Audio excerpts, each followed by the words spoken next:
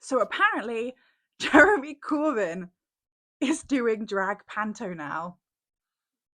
Yep. I missed that headline too. Probably because I was too busy emotionally preparing myself for next week's budget. But no, seriously.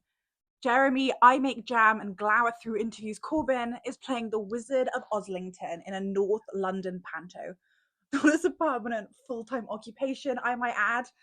And somewhere, Keir Starmer is muttering, please, not again.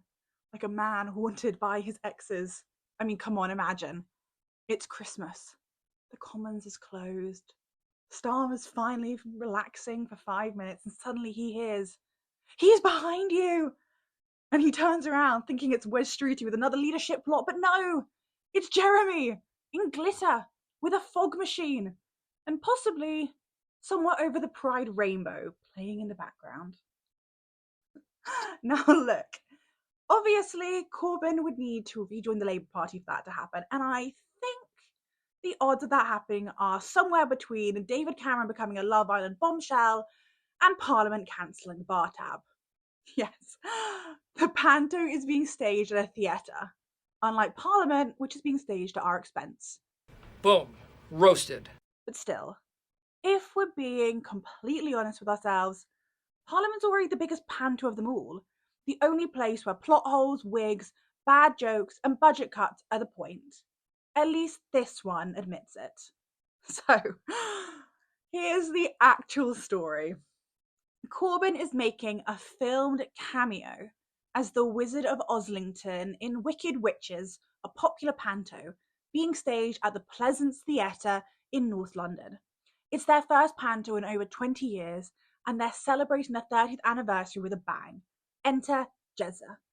And let's be honest, this whole thing sounds like a fever dream. It sounds like something that AI would make up if you typed in British politics meets fringe theatre. But it's real and it's happening. Now look, I don't like drag and I don't like panto. I can feel the internet judging me right now. And I definitely don't like Jeremy Corbyn's politics. But you know what? Good for him! Ed Davey must be wondering how Jeremy Corbyn has outplayed him in one move. I love it when people show up for the arts.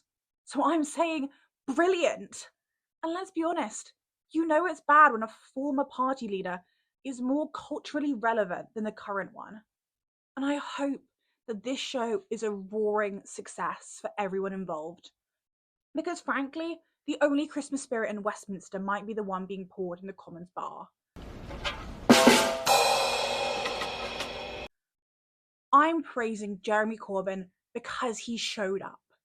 Because really, when was the last time that you saw a politician do something genuinely joyful for the community? This isn't glamorous. It's weird. It's niche. And it's exactly the kind of Christmas cultural chaos Britain used to celebrate. I mean, Panto is camp, but it brings together all walks of life. It is true community theatre, and that's why I care. So many politicians only turn up for culture when it's polished, curated, and likely to land them a photo op. But regional theatre? Community panto? No one actually shows up for that unless they actually care and understand community. I don't agree with Corbyn. I wouldn't vote for him. But if he helps that theatre survive another year, then that is absolutely incredible. But maybe, and I know that this is actually kind of a controversial opinion, maybe we don't talk enough about the importance of supporting British culture we actually don't care for.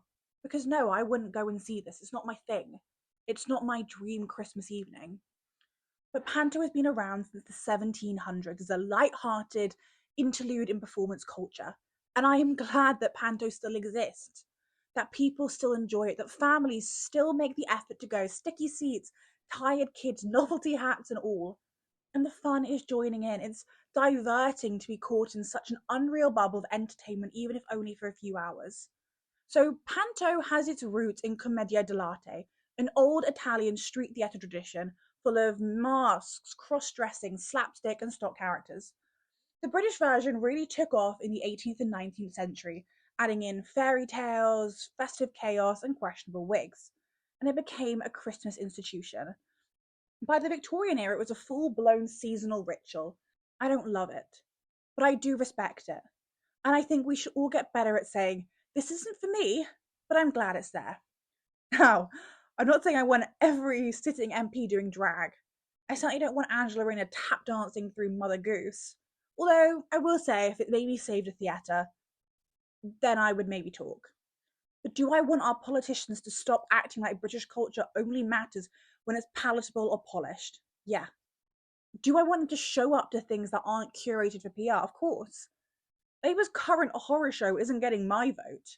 But this, a little filmed cameo in a chaotic Christmas panto, that actually promotes something worth keeping alive. And not because I want Jeremy Corbyn centre stage, I don't, but because this reminds us that the arts, theatre, and Christmas itself are always the first things that people try to cut back on when things get tough. And maybe those are the exact things that we should be defending the most. Because if the only theatre left in Britain is happening in the Commons, then we've already lost the plot. Now, is this who or what I thought I'd be defending this Christmas?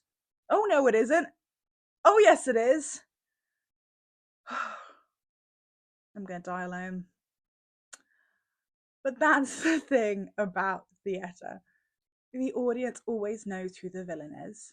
This year, it might be the Wizard of Oslington. Next year, can we please cast someone competent for Prime Minister? Because I hear the casting call might be out. Now, let me know which MP, sitting or past, you would like to see in a panto.